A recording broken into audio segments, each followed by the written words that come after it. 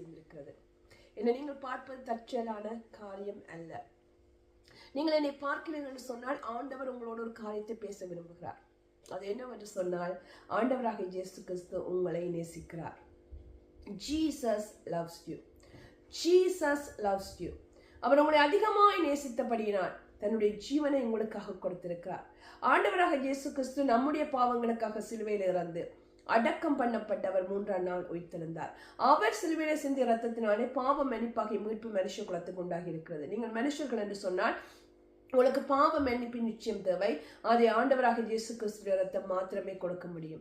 அவர் எல்லாருக்காகவும் இறந்திருக்கிறார். அந்த சிலுவையுடைய ஆசீர்வாதம் உங்களுடையதாக வேண்டும் என்று சொன்னால் நீங்கள் அதை உங்களுடையதாக்கி கொள்ள வேண்டும். என்னுடைய பாவத்துக்காக ஆண்டவராக இயேசு கிறிஸ்து சிலுவையில் இறந்தார்.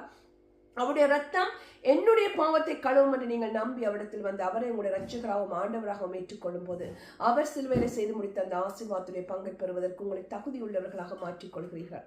ஆகையால் கேட்டுக்கொண்டிருக்கிற இந்த வேளையிலே உங்களுடைய